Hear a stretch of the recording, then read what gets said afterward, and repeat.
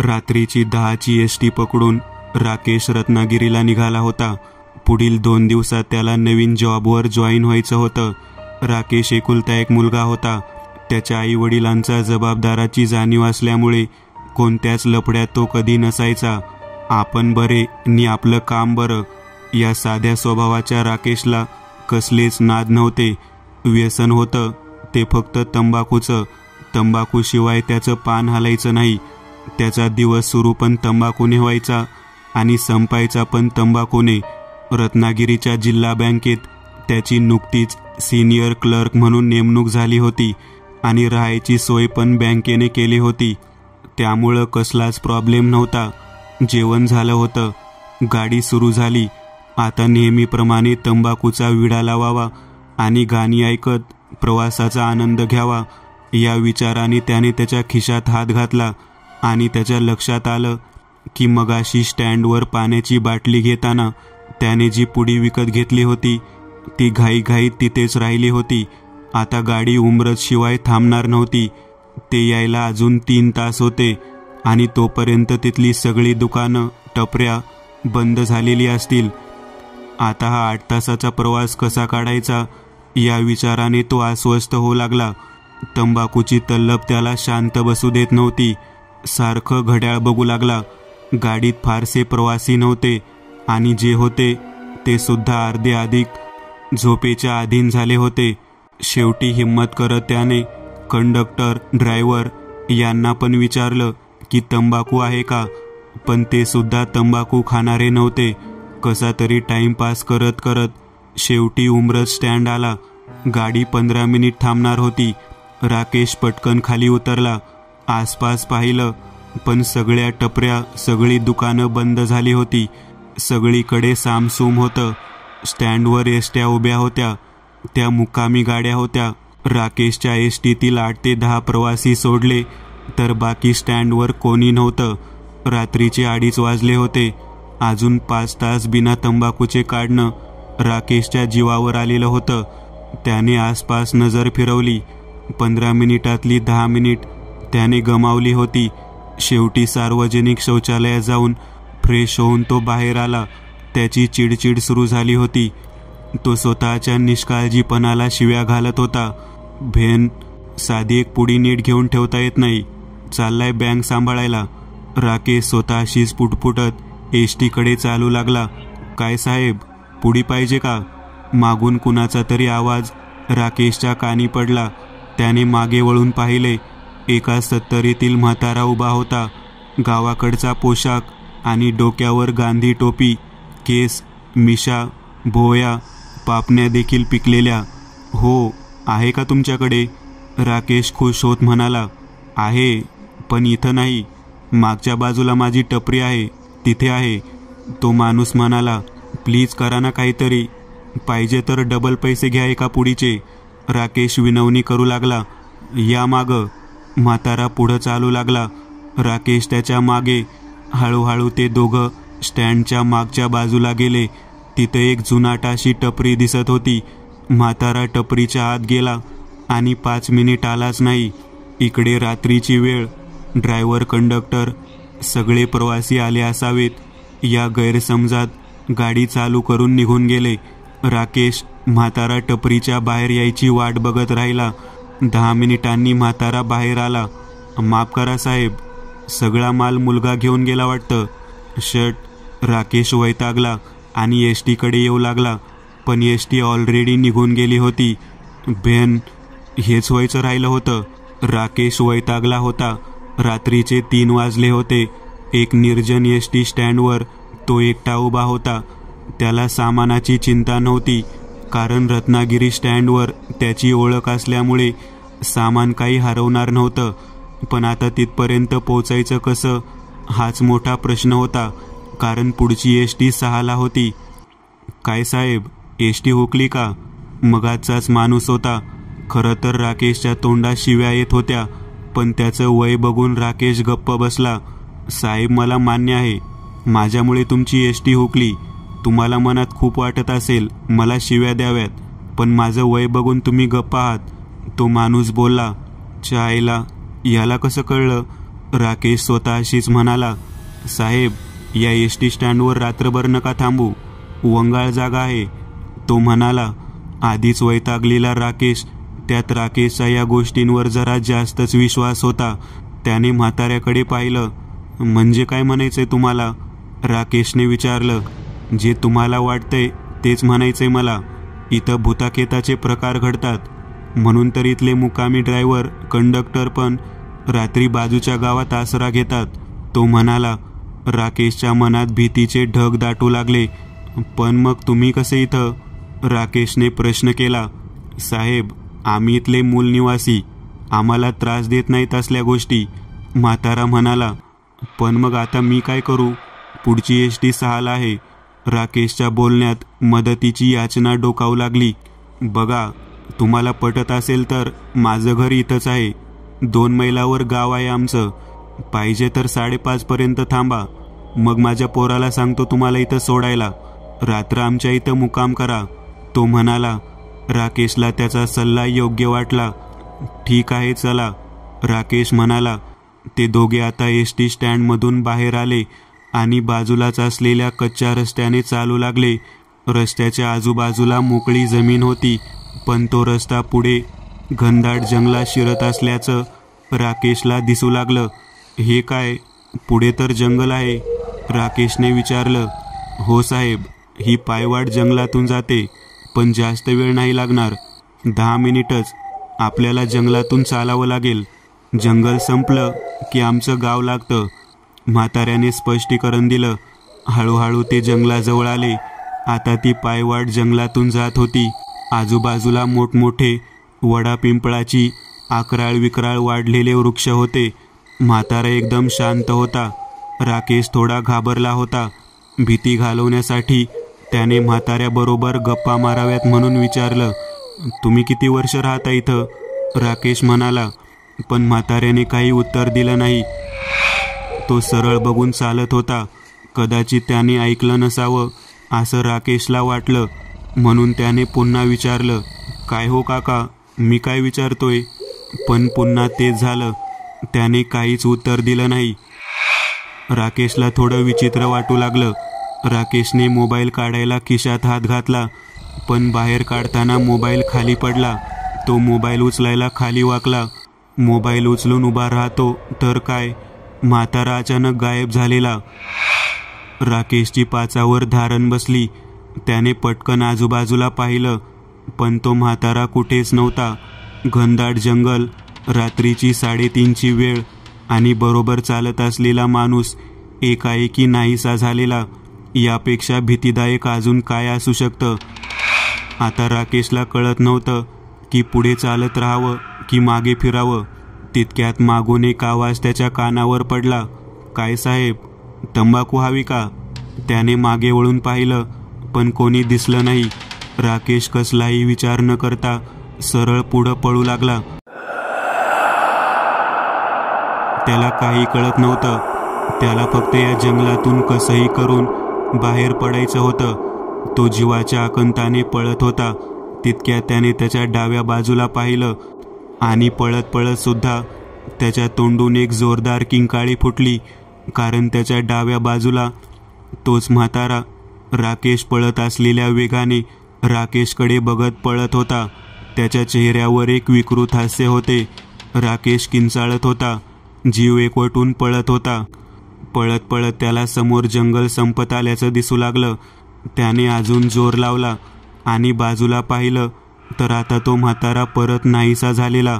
राकेश जोरात पळत त्या पायवाटेने त्या गर्द झाडीतून आता बाहेर पडला. आता दोन्ही बाजूला मोकळी शेत होती आणि लांबवर त्याला काही घरं दिसत होती. बहुतेक गाव असावं.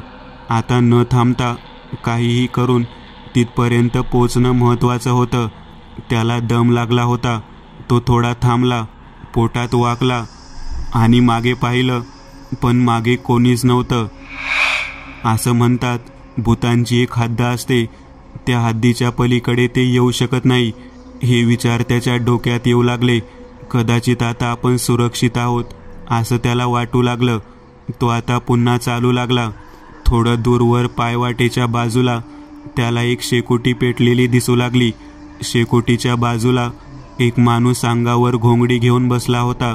त्याला खूप थंडी वाजत असावी म्हणून त्याने डोक्यावरून घोंगडी पांघरली होती. राकेशला थोडा आधार वाटू लागला. तो पळत त्या शेकोटीपाशी येऊन थांबला. त्या माणसाने त्याला विचारलं, काय पाहुणं, इतक्या रात्रीचं जंगलात काय करत होतात? राकेशला दम लागलेला. दम खात खात तो शेकोटी जवळ येऊन बसला. रत्नागिरीला चाललो होतो असं म्हणून राकेशने घडलेला प्रकार सांगितला. बरं, म्हणजे सगळं तंबाखूच्या नादात झालं होय. वाईज बसा जरा. तेव बघा, इथून सरळ चालत गेलात की अर्ध्या तासात गावात पोहोचताल. पाणी तर नाही माझ्याकडे, पण ही घ्या तंबाखू, करा तुमची तल्ल पुरी. असं म्हणून त्यानं तंबाखूचा बटवा राकेशच्या हातात ठेवला. बुडत्याला काडीचा आधार. तल्लप तर झालीच होती. राकेशने बटवा हातात घेऊन उघडला, पण त्या बटव्याला काहीतरी लागलं होतं. त्याने बटवा उघडून तंबाखू हातावर काढायचा प्रयत्न केला, पण त्याच्या हातावर काहीतरी वेगळीच वस्तू आली. राकेशने शेकोटीच्या प्रकाशात तो बटवा धरला आणि त्याला धक्काच बसला. तो बटवा रक्तानं माखलेला होता आणि त्याच्या हातावरची ती वस्तू म्हणजे दुसरं तिसरं काही नसून रक्तात माखलेला मानवी कानाचा तुकडा होता. राकेशने झटकन तो बटवा टाकला आणि तो मागे सरकला. त्याने भीतीने थरथरत त्या माणसाकडे पाहिलं. त्या माणसाने चेहऱ्यावरून घोंगडी बाजूला केली आणि राकेशला अजून एक धक्का बसला. तो माणूस म्हणजे मगाचाच म्हातारा होता. घे तंबाखू, भागव तुझी तल्लप, विकृतपणे हसत तो म्हणू लागला. राकेश मुठीत जीव घेऊन त्या गावाच्या दिशेने पळू लागला. त्याने थोडं पुढे येऊन मागे पाहिलं. शेकोटी आणि घोंगडी तशीच दिसत होती, पण तो माणूस तिथं नव्हता. राकेश जीव मुठीत घेऊन पळत होता. हळूहळू राकेश गावाच्या जवळ येऊ लागला. तो त्या गावाच्या वेशीजवळ पोहोचला. मागे वळून पाहिलं. कोणी मागे येताना दिसत नव्हतं. त्याने घड्याळ बघितलं. 4 वाजले होते. आता सकाळ होईपर्यंत त्याला इथंच थांबणं सुरक्षित वाटत होतं. तो गावाची वेस ओलांडून गावात शिरला. गावाच्या रस्त्यावर लाईट नव्हते, पण प्रत्येक घराबाहेर एक काचेची चिमणी पेटवलेली होती. त्याचाच थोडाफार प्रकाश पसरला होता. संपूर्ण गाव झोपलेलं होतं. रस्त्यावर चिटपाखरू पण नव्हतं. पळून पळून थकलेला राकेश एका घराबाहेर असलेल्या ओट्यावर बसला. त्याने त्याच्या दोन्ही बाजूला नजर फिरवली. रस्त्याच्या दोन्ही टोकांकडे पाहिलं. सगळं सामसूम होतं. तितक्यात त्या घरातून आवाज आला. कोण आहे? आवाज एका स्त्रीचा होता. आवाजावरून कळत होतं ती एक म्हातारी असेल. कोण नाही, मी एक प्रवासी आहे. रस्ता चुकलोय. चालून चालून थकलोय म्हणून जरा बसलोय. राकेशने तिथूनच उत्तर दिलं. आत या, बाहेर नका थांबू. आतून आवाज आला. राकेश उठला आणि दरवाजाजवळ गेला. दरवाजा वाजवणार होता, पण तो फक्त लोटलेला होता. दार उघडलं. आतमध्ये अंधार होता. आजी, कुठे आहात तुम्ही? राकेशने आवाज दिला. इकडे या, आत आहे मी. आतल्या खोलीतून आवाज आला. राकेश साचपडत त्या खोलीकडे आला. खोलीच्या दारातून त्याने आत पाहिलं. एक म्हातारी लाकडी खुर्चीवर बसून होती. तिची खुर्ची खिडकीच्या बाजूला होती आणि ती खिडकीतून बाहेर बघत होती. समोर बिछाना होता. बिछाण्यावर कोणीतरी स्त्री झोपलेली होती. तिच्या अंगावर पांघरून होतं. तिचा चेहरा दिसत नव्हता. इकडे कसे आलात तुम्ही एवढ्या रात्रीचे? म्हातारीने खिडकीतून बाहेर बघतच प्रश्न केला. खूप मोठी स्टोरी आहे आजी, खूप थकलोय. थोडं पाणी मिळेल का? राकेश म्हणाला. हो, बाजूच्या खोलीत माठ आहे, म्हातारी म्हणाली. राकेश चाचपडत बाजूच्या खोलीत गेला. त्याने माठात भांडं बुचकळलं, पण माठ रिकामा होता. तो मागे वळला आणि परत म्हातारीच्या खोलीशी आला. खोलीत डोकावलं आणि क्षणभर त्याच्या काळजाचा ठोका चुकला, कारण खोलीत कोणीच नव्हतं.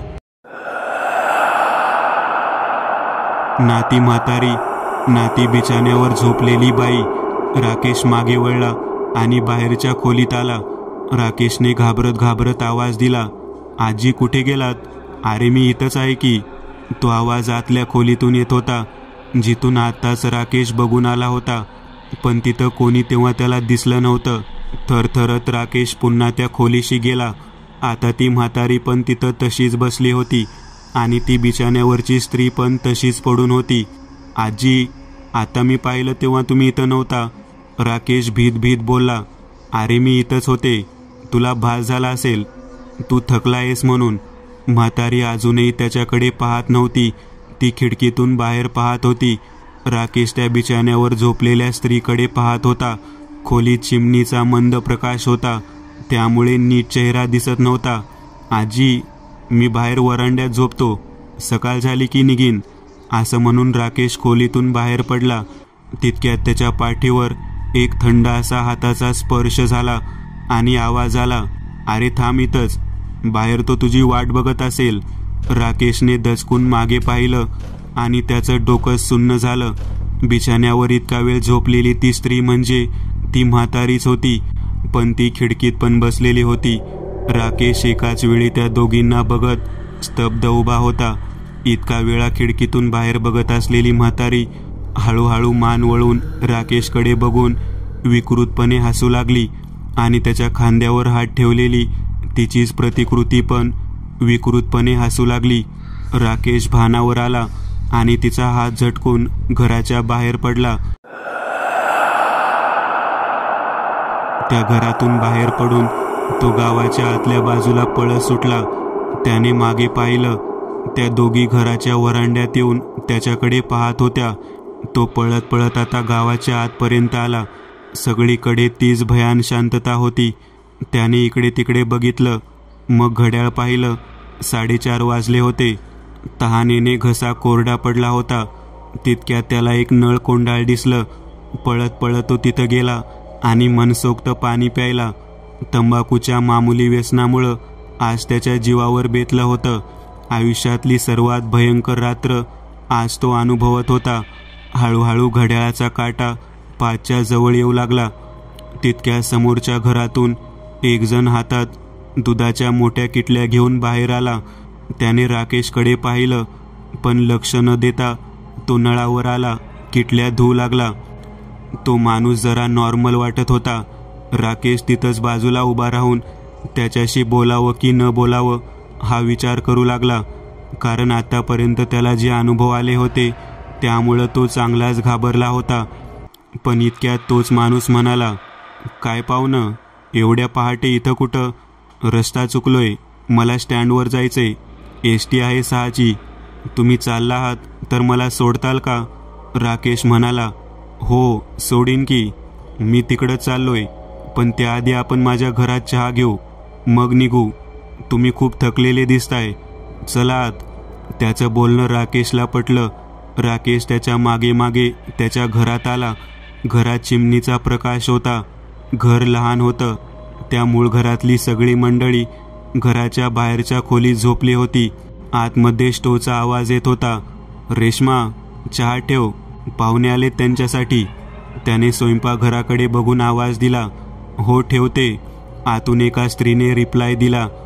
तुम्ही हातपाय धुवून घ्या, चहा घेऊन लगेच निघू, असं म्हणून त्या माणसाने राकेशला मोरीकडे जाणारा रस्ता दाखवला. मोरीकडे जाताना राकेशने स्वयंपाकघरात बघितलं. तिथे एक स्त्री डोक्यावर पदर घेतलेली स्टोजवळ चहा बनवत होती. राकेश मोरीत गेला. हातपाय धुवून तो बाहेर आला. ती पाठमोरी बसलेली होती, त्यामुळे तिचा चेहरा दिसला नव्हता. येताना परत त्याने स्वयंपाकघरात पाहिलं. ती स्त्री तशी चहा बनवताना दिसली. तो आता बाहेरच्या खोलीत आला. तिथं कोणीच नव्हतं. तो माणूस बहुतेक किटल्या गाडीला अडकवत असेल असं राकेशला वाटलं. त्याने दरवाजातून बाहेर बघितलं, पण तो बाहेर पण नव्हता. 5 मिनिट राकेश तसाच उभा राहिला. तो आता स्वयंपाकघराकडे आला. ती स्त्री अजून तिथंच होती. वहिनी, दादा कुठे आहेत? आम्हाला निघायचं होतं. राकेशने आवाज दिला. अहो थांबा की, चहा घ्या हा. ती राकेशकडे बघत डोक्यावरचा पदर बाजूला करत वळली आणि राकेशच्या अंगावर सरकन काटा आला. तिचं रूप अतिशय भयंकर होतं.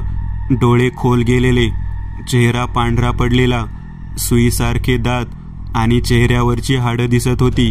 तोंडावर रक्त लागलेलं. ती हातात चहाचा कप घेऊन विकृतपणे हसत होती. राकेश मागे फिरला. दरवाजाकडे पळत सुटला, पण जमिनीवर झोपलेल्या माणसाच्या अडथळ्यामुळं तो त्यांच्या अंगावर पडला. त्यातल्या एकाच्या तोंडावरचं पांघरून बाजूला झालं. ती माणसं नव्हतीच, माणसांची अर्धवट सडलेली शरीरं होती. राकेश किंचाळत उठला आणि घराच्या दारातून जीव वाचवत बाहेर पडला. हे गावच प्रेतात्म्याचं आहे, इथं कोणीच माणूस नाहीये हे आता त्याला कळलं होतं. तो पुन्हा गावाच्या दुसऱ्या टोकाकडे असलेल्या वेशीकडे पळू लागला, कारण एकदा काही वेस ओलांडली की आपण वाचू. कारण आता सूर्य पण उजाडू लागला होता आणि आतापर्यंत जर मी वाचलोय तर नक्कीच मी वाचीन. देवाचं नाव घेऊन तो पळू लागला. तितक्यात त्याच्या मागून त्या माणसाचा आवाज आला, ओ भाऊ, चहा तरी घ्या की, स्टँडवर सोडू का? असले विचित्र आवाज येऊ लागले, पण तिकडे न बघता तो तसाच पळत राहिला. न राहून त्याने मागे पाहिलं आणि त्याचं काळीजच बंद पाडणारं ते दृश्य होतं. त्याच्या मागे जवळपास 20 ते 25 लोक, पुरुष, बायका, म्हाताऱ्या पळत होत्या, किंचाळत हसत होत्या. त्यात ते सर्व लोक होते जे त्याला रात्रभर भेटले होते. समोर गावाची वेस दिसू लागली. राकेश जीव तोडून पळत ती वेस ओलांडून गावाबाहेर आला आणि ठेच लागून पडला. मागे वळून पाहिलं, आता त्या गावाच्या जागी फक्त पडकी घरं दिसत होती. काही क्षणापूर्वी एक नॉर्मल गाव जे होतं ते आता फक्त उजाड होतं. सूर्य उगवला होता. राकेश हळूहळू चालत काही वेळातच हायवेवर आला. समोरून एसटी येत होती. त्याने एसटी पकडली आणि खिडकी शेजारी येऊन बसला. घाट सुरू झाला. घाट सुरू होताच त्याला खिडकीतून लांबवर तेज भयानक उजाड गाव दिसत होतं. समोरच्या सीटवर बसलेला एक जण दुसऱ्याला सांगत होता, ते बघ, तेच ते शापित गाव. तिथं गेलेला आजवर कोणी परत आला नाही. पण ते गाव शापित कसं झालं? समोरच्याने प्रश्न विचारला. 10 ते 12 वर्षापूर्वीची गोष्ट असेल. एसटी स्टँड उतरलेल्या प्रवाशाचा गावातील व्यक्तीबरोबर क्षुल्लक गोष्टीवरून वाद झाला. त्या प्रवाशाला गावातील त्या व्यक्तीकडून मारहाण झाली. तो प्रवासी त्यावेळेला तर तिथून निघून गेला, पण रात्री तो गाडी भरून माणसं घेऊन आला आणि वैमनस्यातून त्याने अख्ख्या गावाला आग लावली. रात्रीच्या अंधारात सगळं गाव निद्रिस्त अवस्थेत जळून खाक झालं. निर्दोष लोक मारली गेली. तेव्हापासून दर रात्री इथं एका म्हाताऱ्याचा आत्मा फिरतो. तो प्रवाशांना भुलवून गावात नेतो. आजही त्या गावात अतृप्त, मुक्ती न मिळालेले आत्मे आहेत. ते प्रत्येक प्रवाशांमध्ये त्याच गुन्हेगाराला बघतात ज्याने त्या गावाला आग लावली. तेव्हापासून ते गाव शापित झालं. त्या दिवसानंतर राकेशने तंबाखू कायमची सोडली, कारण या व्यसनाची तलप त्याला मृत्यूच्या दाढेत घेऊन गेली होती. मित्रांनो, आज पुरतं एवढंच. तुम्हाला जर काही गोष्ट आवडली असेल तर नक्की लाईक करा. तुमच्यापैकी बरेचसे जण व्हिडिओ लाईक न करताच पळून जातात, पण हा जर व्हिडिओ तुम्ही लाईक केला तर मला जरा बरं वाटेल आणि असेच भारी भारी व्हिडिओ बनवायची माझ्यात एनर्जी येईल. त्यामुळे नक्की लाईक करा. आणि अजूनही कोणी या चॅनलला सबस्क्राईब केलेलं नसाल तर लगेच सबस्क्राईब करून टाका. आणि बाजूची घंटी ती मात्र दाबायला विसरू नका. देवाची घंटी आहे ती. चला तर मग पुन्हा भेटूया अशीच एक आगळी वेगळी गोष्ट घेऊन पुढच्या